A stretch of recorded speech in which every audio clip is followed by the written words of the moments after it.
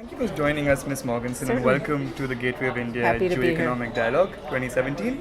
My first question is, how do you view the recent repeal of the Dodd-Frank financial regulations by the Trump administration and the promise to reduce corporate taxation in the coming days? How will this impact the American and global stock markets? And are these suitable measures to revive the American economy?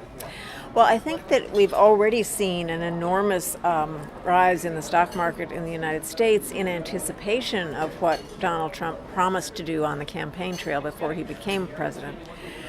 Whether or not he actually succeeds or is able to do what he says he wants to do is another question.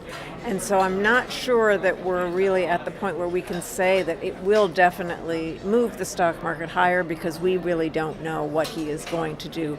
The repeal of Dodd-Frank, he's only just spoken very vaguely about. There are no details, so very hard to make a prediction on that. As far as a lower tax rate, I think that would definitely fuel higher stock prices in the U.S., possibly not elsewhere, possibly not in the Eurozone, for instance.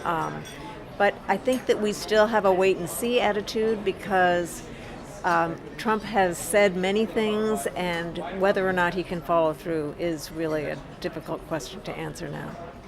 You mentioned that the lack of accountability of Wall Street post-2008 financial crisis is partly what led to the rise of Donald Trump.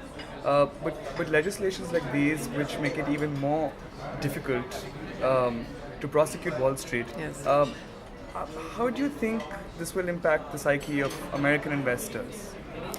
Well, I think you have to think about it in terms of how will it impact American investors and how will it impact American consumers. And of course, consumers are an enormous, push for the economy when they're feeling flush and when they want to spend money. If American consumers feel like the game is rigged against them, then I feel that they will not be trusting of their government, they will not be trusting of the political framework, and so they might be less inclined to spend, which could have an impact on the economy overall. Very hard to predict. I think investors are very euphoric about the potential for rolling back regulation, diminishing the tax rate. These kinds of pro-business approaches are very, very positive in their view. So I think you have to look at it from two different standpoints. Who is the beneficiary? Yes, maybe the stock market investor, but if the consumer is the ultimate loser, that too will have a negative impact on the economy. I'm just steering a little bit towards currency manipulation, which was a hot topic during the American presidential election campaigns. In addition to the repeated allegations of China being a currency manipulator, last week we saw the American administration alleging that Germany has been deliberately undervaluing the euro to make illegitimate gains in trade.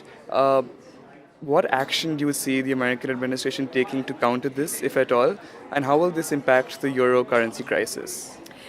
I think that what you're seeing, if you are seeing the Trump administration making these kinds of comments, which are really off the cuff, is you're seeing a negotiating stance. Mr. Trump is a real estate businessman, and he has a strong view on what kind of a negotiating stance to take as his first step. And so very aggressive, very feisty, very pushy, very bombastic even. And so it really is not perhaps the actual accusation that he really wants to make, but it's like a negotiating tool. It's a position that he's taking to try to get something that would be a little bit less in the way of an outcome. But I think it demonstrates his lack of sophistication on the world stage, and it demonstrates his he's just a neophyte. He has no diplomatic skills whatsoever.